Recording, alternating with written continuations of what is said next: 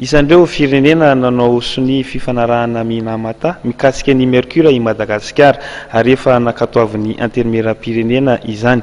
Ankehitriny ary dia miroso amin'ny famolavolana ny paikady entina ampiarana ny fifanarahana i Madagasikara satria ity fifanarahana ity dia mampirisika ireo firenena mba hiady amin'ny fampiasana fitaovana misy ny akora Mercure izay mitera-doza amin'ny fahasalamana.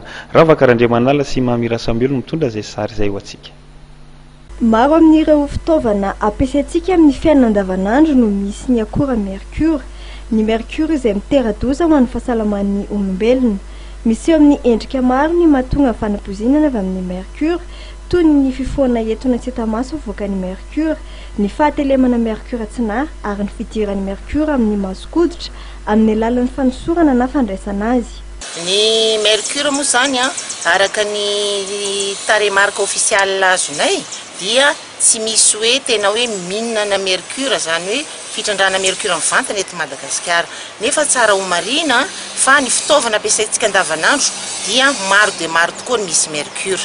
Anisan'izany ny pile, ny batterie, ny takamoa, ny loko, ny amalgame dentaire izay fampiasantsika amin'ny nifitsika ary ny maro tsy voatanisa. Ny tsara ho marina koa dia na ny trondro hoantsika aza, indrindra reny trondro lehibe izay mihinana trondro majinika ireny dia ahitana taona Mercure koa, ahitana tana Mercure any anatiny. Ary nefa ny Mercure dia zava-doza tokoa ho an'ny tontolo iainana sy ny fahasalamana. Manimba ny fahasalamana ny Mercure. Rehefa tafiditra ao anatin'ny tenantsika ny Mercure dia mamotika tsikelikely ireo fitaova rehetra ao anatintsika ary mety hiteraka aretin'ny lalan-drà, mety hiteraka fahasaponana, fiterahana tsy tonga volana ary homamiadana isan-karazany. I Madagasikara dia isan'ny nanosony ny fifanarahana tany Minamata mikasika ny Mercure. Ny volana Desambra 2014 teo no efa nakatoavana intermédiaire-pirenena izany. Nanatanteraka atrikasa fanomanana ny fampiarana ity fifanarahan'ity ary ny teo anivon'ny ministera tontolo iainana Androany teny amin'ny DLC Anosy. Dingana voalohany atao amin'izany ary ny fanatanterahana fanadihadiana mikasika ny Mercure eto Madagasikara. Sensibilisena ampahafantarana ny olona aloha ny Mercure sy ny voka-dratsiny.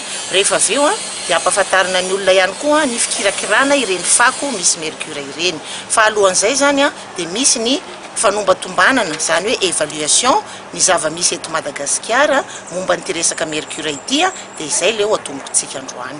Teboka iompana ny fanentanana ho an'ny olom-pirenena ataon'ny ministera ty am-piandohana raha fanazavana ny fampahafantarana mikasika ny Mercure sy ny voka-dratsetiny amin'ny fahasalamana. Eo ihany koa ny fanovam-petsika amin'ny andalana andrasana amin'izy ireo toy ny fampiasana fitaovana fampiasa amin'ny andavanandro tsy ahitana intsony izay akora Mercure izay.